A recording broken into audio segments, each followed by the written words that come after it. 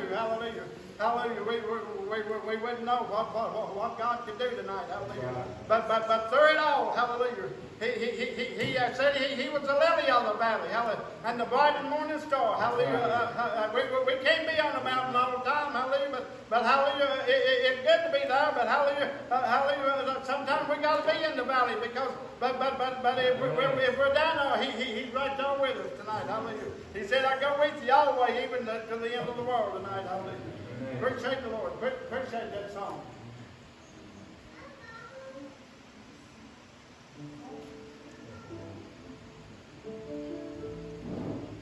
Thank the Lord for saving me and for His mercy and for keeping me. And we were talking on the way over, and the song came to my mind that every day is a gift, and it really is. And I'm a failure, but I thank the Lord for His mercy and His goodness. Amen.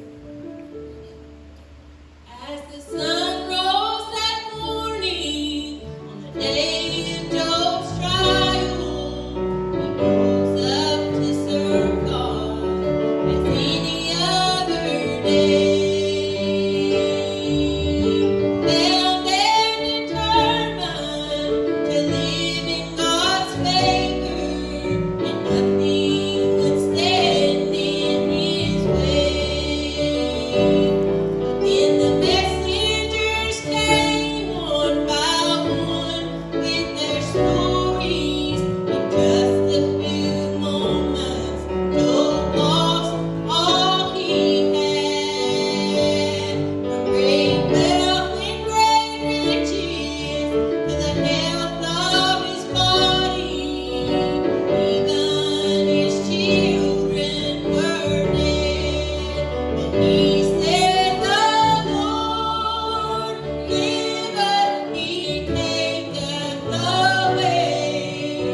Blessed be the name of the Lord. I served Him before, and I'll serve Him today. Blessed be the name of the Lord." And then his wife came before him to voice her opinion. She said, "You should indeed just curse God and die." But Job rose from the ashes and looked toward the heaven and brushed back the tears from his eyes. And he said, "The Lord giveth, He taketh away. Blessed be the name of the Lord. I served Him before, and I'll serve Him today. Blessed be the name of the Lord.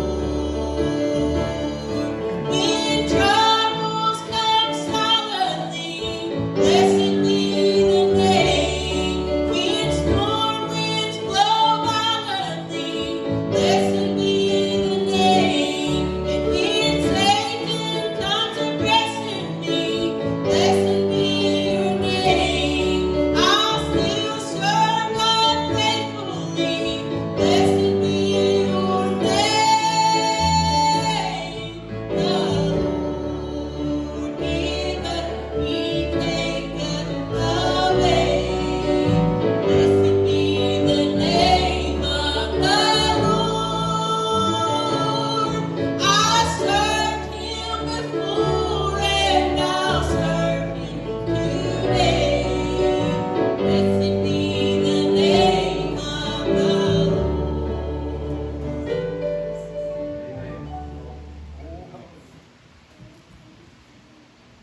Can you sing that very good song to me before?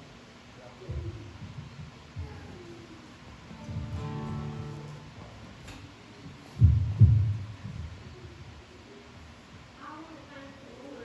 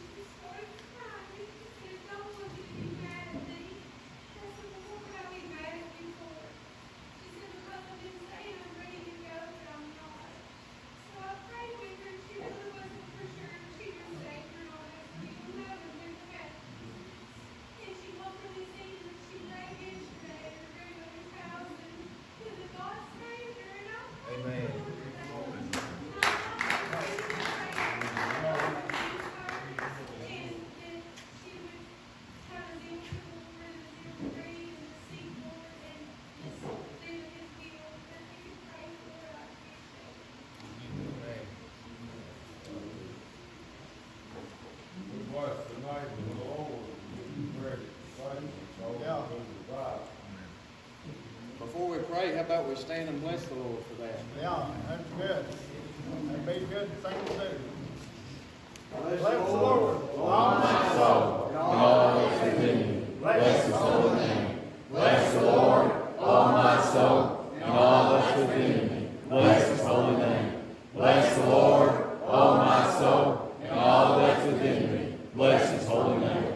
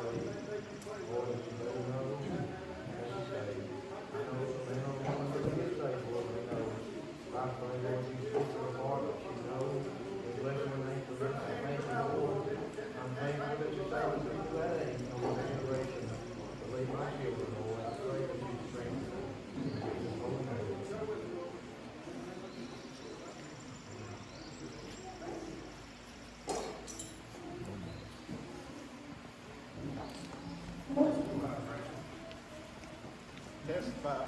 Thank you, Lord, for saving me from all of that.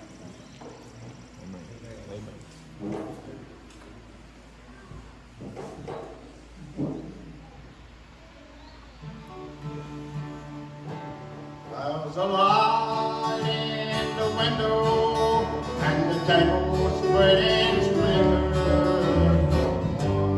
Standing by open door, I can slip across the river, though I must be here forever. For I did bid this song sing. Now see the bright light shine, it's just about home time. I can see my father standing at the door. This morning will be nice, I'm waiting for the deliverance. Lord, I never been this home sick before. I can see my family together, with faces all familiar. No one is on people anymore. They're so lonesome, hearts crying, like a breath from wind flying. Lord, I never been this home sick. Now see the bright light shine, it's just about home time. I can see my father standing at the door. This puppet very nice, I'm waiting for deliverance. Lord, I never been this home sick before.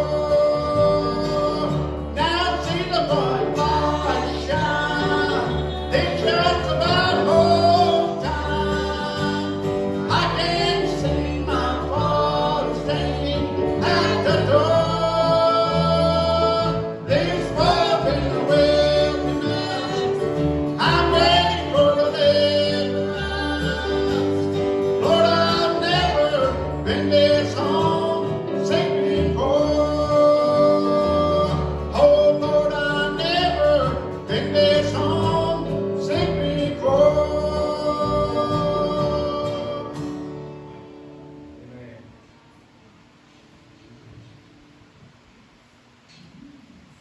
Anybody else got a song tonight? Anybody else?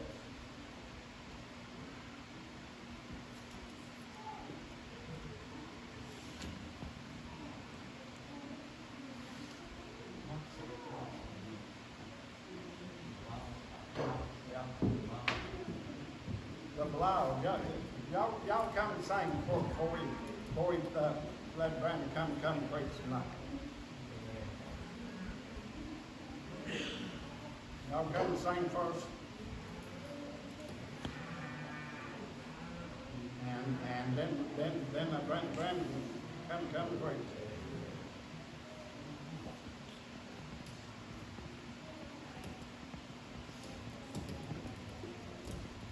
While they're coming, I'll say I'm glad I'm saved. I've been here for a few services to say that. I'm still saved. Amen. I ain't giving up. Y'all not hate me sitting up here, because I can see who's smiling. That's all right. I'll remind you. It's all right. You see me not smiling, you remind me. I guarantee if you get to heaven, you're going to be smiling. Amen. You Sure will. will. Sure will.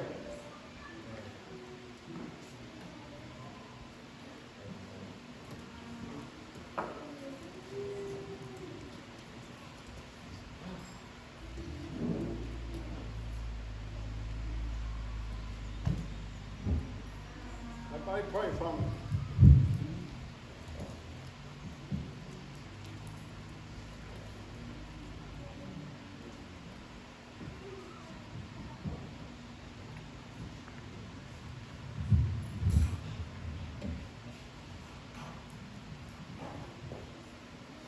Before God formed the universe, He saw that man would be cursed. So He sent His only Son to a world lost and undone.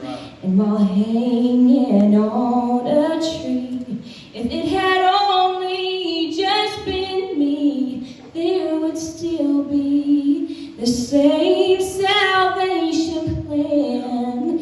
And nobody ever loved me like Jesus. No one could ever take my place on an old rugged cross. He took all my wrongs and He made them right. He took my sins and He washed them white. And nobody ever loved me like Jesus.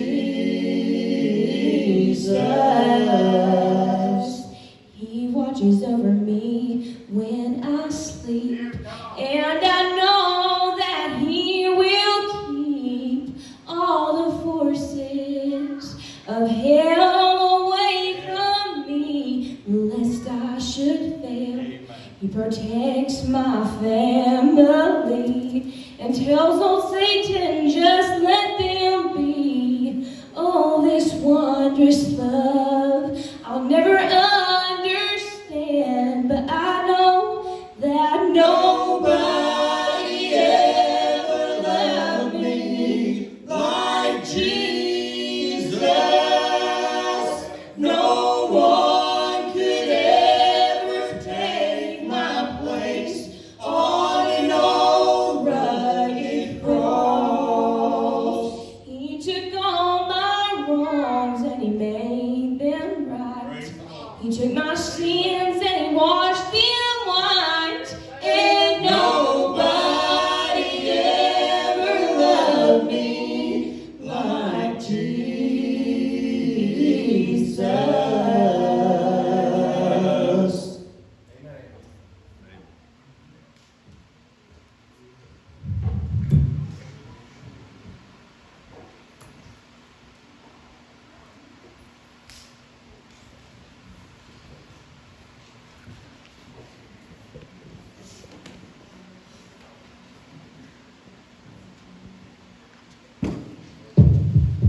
Praise the Lord. Praise the Lord. I'm glad to be here tonight. Amen. I know it's always a little bit different without Jason, because that's our pastor. But I'm always happy when we can come and get together in fellowship and come into the Lord's house. If you got your Bible, go to Psalm chapter 37. Psalms chapter 37, verse 5.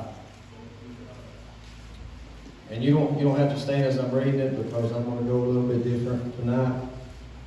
Psalm 37, verse 5. Commit thy way unto the Lord, trust also in Him, and He shall bring it to pass. Now, Before I get into this, I want y'all to bow your heads and pray for me just for a minute. And then I'll try to preach just for a minute if everybody will pray. Dear Lord, I thank you for this gathering, another chance to stand, and for all that you've done for us. I pray that you'd anoint me, Lord. You said that your ministers, you made flames of fire. I pray, God, that I would feel the fire in me tonight. I pray that you'd open everybody's ears to hear and their hearts to understand, Lord. And we can go out of here a different way than we came in. We'll give you all the honor and the praise and the glory in Jesus' holy name. It says in verse 5, commit thy way unto the Lord, trust also in him, and he shall bring it to pass. And I want to testify for just a minute, then I'll get into the Bible. But ever since last Wednesday night, I've really been down. I have. And the whole church knows what I've started dealing with about 9 or 10 months ago, about ever since my wife's been pregnant. The doctors, they call it anxiety and depression, but the Bible calls it a spirit of heaviness and a spirit of fear. I don't believe that it's chemicals mixed up in my mind. I believe it's a spirit of heaviness and a spirit of fear. And I believe this is how we fight those spirits. And I've heard one preacher say that all the sicknesses that are in this world, he's got one pill to cure it all, and he called it the gospel. And I'll tell you what, I can vouch for it. I can't vouch for the off brands, but I can vouch for the name brand, the King James Version Bible, because that's what I've been using every night for 9 months to get through what I've been going through. And it seems like the week that I went to the doctors and I went to the pills, it just got worse and worse, and I felt low down, and I felt like I wasn't close to the Lord, and I wasn't getting any help. But I got my Bible out and I started sleeping with it, started praying with it, walking with it, talking with it, trying to do everything that I could. But last Wednesday night, I got feeling sorry for myself about the situation that I was in. And I got a good home and a good life, and everything goes pretty good for me. But in my mind, I battle throughout the days. I get weak. I just battle with things that I feel like I ought not to battle with. And the devil tells me the whole time, the whole reason that you're battling, the way that you're battling is because of things that you've done in sin. And no doubt the reason I'm battling probably is because of the things that I've done in sin. But for 7 days I was upset. Sunday night I came in here and I didn't feel like I backed Jason. Didn't feel like I got in with everybody. And then Wednesday I did the same thing. And finally I went to my prayer closet and I said, Lord, I got to have some help with this. And I got the word and he gave me some victory over it, because the devil always wants to tell me that I'm dealing with things because of the sin that I committed. But I got to thinking about how things could have been. See, tonight I'm here with my wife. We're married. We got a youngin' and we got another one on the way. Now before all this happened, when I was 18 years old, I got saved. And y'all bear with me, I promise I'm going to preach the Bible to you in just a minute. But when I was 18, I got saved, didn't go up in church, got saved, and I know you've all heard this before. And after about 6-7 months, I backslid. And from 18 to 22 years old, I was in and out, in and out, and in and out. And the devil don't really bring a lot of things to my mind that I did before I ever knew the Lord, because I was ignorant of it. It don't really bother me.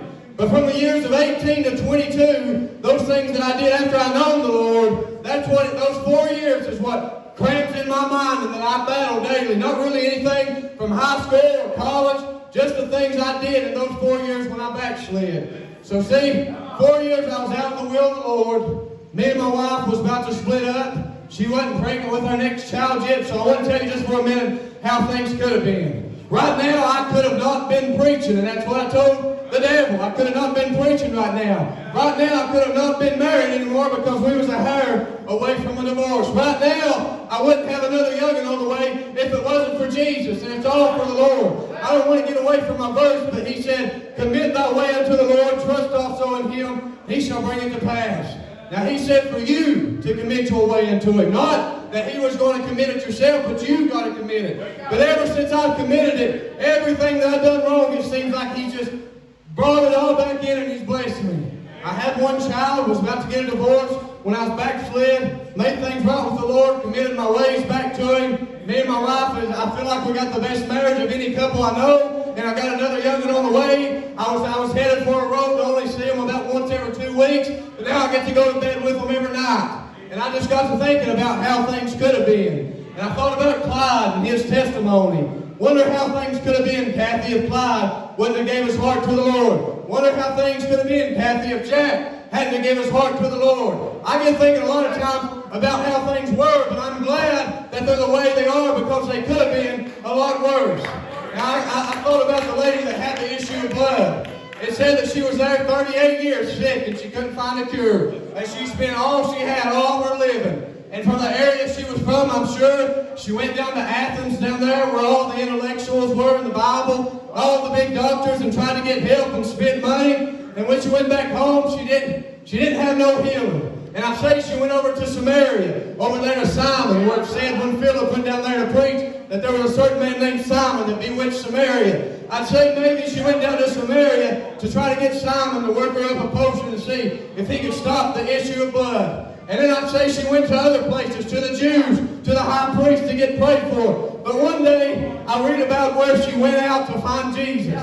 And if she hadn't went out to find him that day, I started to think and to wonder how things could have been. I wonder if we'd have kept going, if she would have said when she was 75 or 80, she's had the issue of blood 65 years. But she had it for 38 years, and one day she went out to see Jesus. And I was thinking about what made her go see Jesus. I'd say because she had tried everything there was to try. And I read about in Jerusalem, there was a pool by a sheep market called Bethesda. And it said that at a certain time the angel would come down and he would stir the water, and the first one in after the stirring of the water would be healed. Well, I'd say from the area she was from, she had been down to that pool many times trying to get that blood stopped up. But every time she went down there was no stirring of the water. And I started to think about that man that it said, remember that important man? Now, if you read your Bible, you know what I'm talking about. It said he laid by the pool. I can't remember how long he was there. Maybe he was there 38 years. Maybe I got it backwards, but he was there a long time. And it said that pool had 5 porches. And I'd say she went back to that pool one day after she had tried to go get her healings from the doctors. She had went everywhere she had go, maybe the 15th, 20th time she had been to the pool. I'd say no doubt she had been a lot, but I believe this time when she went, you say this ain't in the Bible, but I believe that this is how it went. I believe she went to that pool and she got walking around those porches, seeing all those sick folk, and that man that it said had laid there for all those years. He was always in the same spot, and I believe that time when she went, he wasn't there.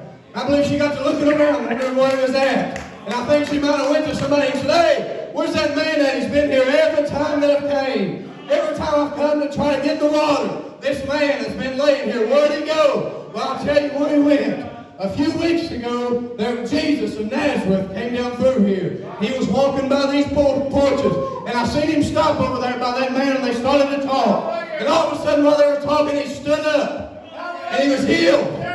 And I believe she started saying, well, you said Jesus of Nazareth did that, right? He healed him. I've been looking everywhere for a healing, I've spent all I had. I've been in this pool 20 or 30 times, and you said Jesus healed him? Yeah, Jesus healed him. I believe she left from that pool when she went to try to find Jesus. Now you say that in the Bible. Well, from the area she was from, she no doubt had to go to that pool a few times if she really wanted to be healed.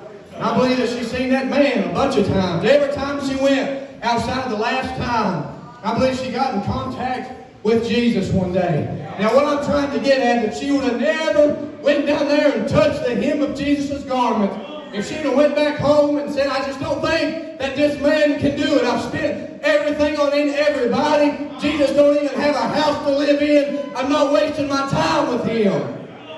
I wonder if she would have thought how things could have been if she would have went back home that day. Now, that's all I've been thinking about. It's all through the Bible of how things could have been. But I read about blind Bartimaeus. It said that one day that Jesus was passing by the way, and that somebody told him that Jesus was coming by. And he started crying out, Jesus, thou son of David, have mercy on me. And it said that somebody told him to be quiet. They tried to hush him up. And I'll tell you, that's always what the world's going to try to do if you're hollering out to the Lord. They're going to try to hush you up. Anytime that you tell anybody you're saved, a lot of times they'll say, what? And then you'll back up and say, I go to church. Anybody else do that? Because it's happened to me before. The world's always going to try to shut you up because they don't want to hear about Jesus. But he hollered at Jesus, Jesus, thou son of David, have mercy on me. And Jesus stopped and had mercy on him. I believe after he got outside, maybe a few months, a few years, he probably thought, I wonder how things could have been if I'd listened to those men and I'd have shut up. And that's what I was wondering. I started wondering the other night how things could have been. Because I was feeling sorry for myself, thinking that I had it real bad. And then I got to thinking how things could have been and how bad it really could be. But really, the Lord's blessed every one of us, and we start having pity parties for one another. another, and you can look 5 or 6 people around you and find somebody that's going way through a lot more than you are. But I just thought, I wonder if he thought, I wonder what things could have been like if I hadn't went. I thought about Lot. It said that when him and Abraham started having strife between their stuff, and Abraham told him to pick which way he wanted to go, and he looked down towards the well-watered plains of Jordan. And it said that he went down there and he pitched his tent towards Sodom, and he took his family down there, and I'll tell you, the Bible teaches all the way through that men are to leave their houses.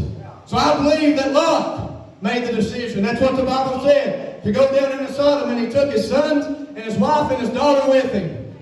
And it said when the God was going to destroy it, that he delivered them out because of Abraham's prayers. And he said, don't look back. And Lot's wife looked back, and it said right then she was turned into a pillar of salt. So I wondered if when Lot got back down to wherever he went to after he left Sodom, maybe a few months, a few years, I know if it was my wife I would have. I wonder if he thought how things could have been if I'd listened to Abraham and never went down into Sodom. See, he took his wife down there. He was the leader of his house, and now he's got to go back without her. I'd say he probably thought, I wonder how things could have been if I'd have just stayed with Abraham. And that's what we need to do sometimes. We need to think about how things could have been. See, it could have been for the better, or it could have been for the worse. A lot of times, every time if you're saved, it could have been for the worse. It could have been for the worse. You could have already, I didn't go to the doctor. I didn't have nobody to take me, but I believe I overdosed. I wonder if I'd have had another one. I wonder if I could have made it through another one. I wonder if your liver could have handled another 6-pack, Clyde. Maybe one more would have been all it takes. I wonder how it could have been if Jesus hadn't stepped in our lives. I'm glad that he stepped in mine, because I tell you, I wouldn't be standing here if he didn't. I wouldn't be married. I wouldn't have the blessings that I have if Jesus didn't step in my life. So I'm glad things are the way they are. See, for the better or for the worse. Saul had said that Samuel told him to go down there to the Amalekites and utterly destroy everything. I don't want you to keep a garment, a sheep, an ox. I don't want you to keep anything. Go down there and wipe every one of them out.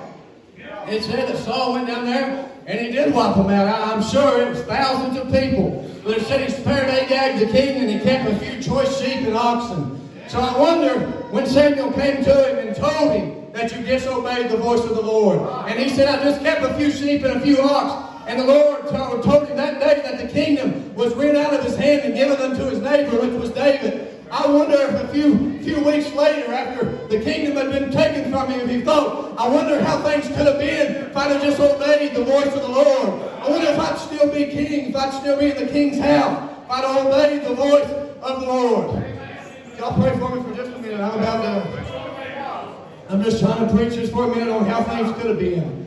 I didn't even have a text to read from today. I've been trying to think all day, Lord, what do you want me to read at? But I know He put in my mind of how things could have been. I don't know if you're going through anything that's real bad, or maybe everything's real good for you right now. But there's always another side to the story.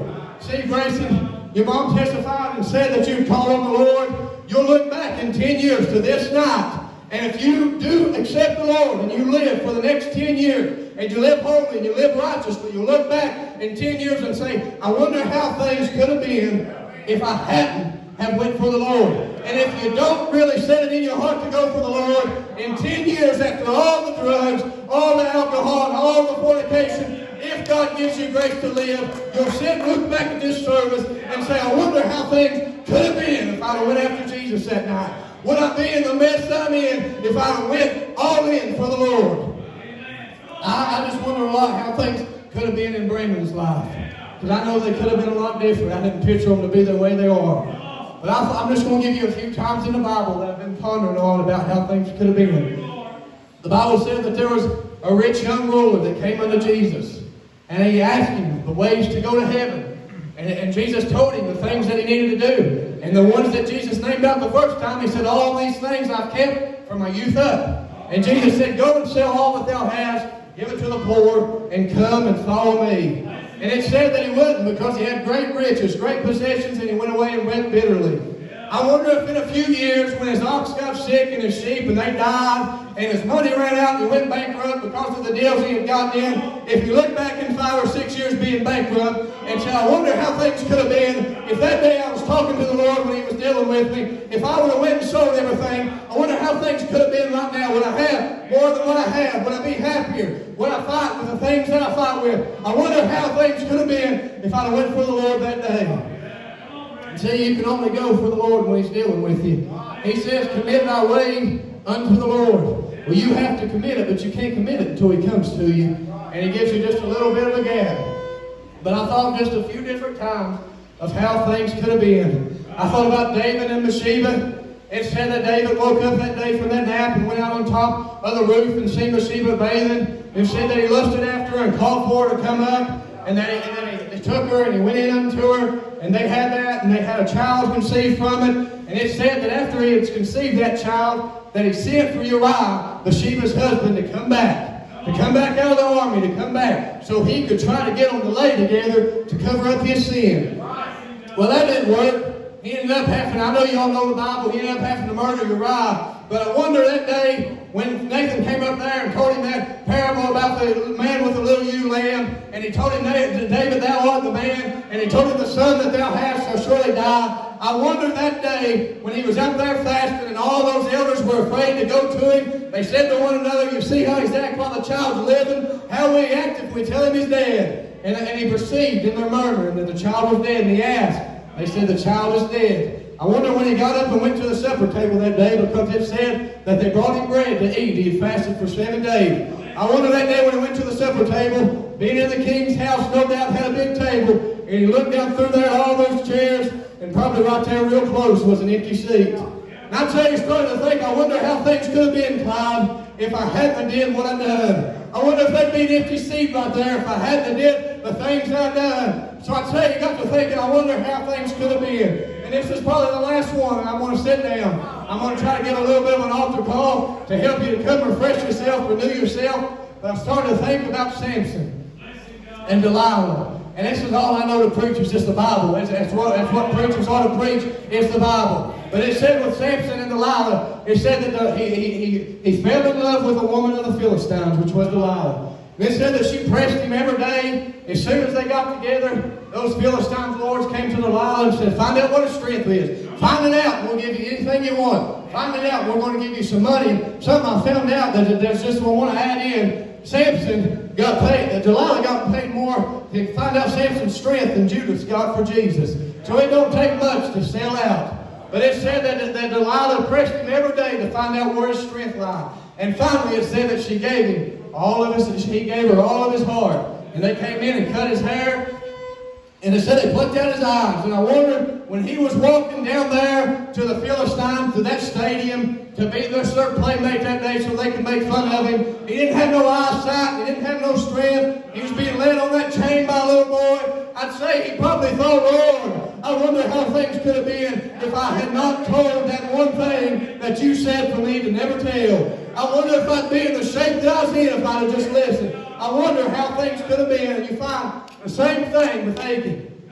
It said that Achan took that Babylonian garment and some of that gold, some of that silver. Joshua sent men over to Ai to scout it out, to see if they could take it. The men of Ai came back and said, all you need to do is send about 2,000 or 3,000 men. I believe that'll do it. There ain't no use of getting the whole army out and making them try to fight this battle. 2,000 or 3,000 will be enough. And Ai wasn't big, didn't have a lot of people. But it said that they killed 36 men of the Israelites, and they chased them back to where they came from.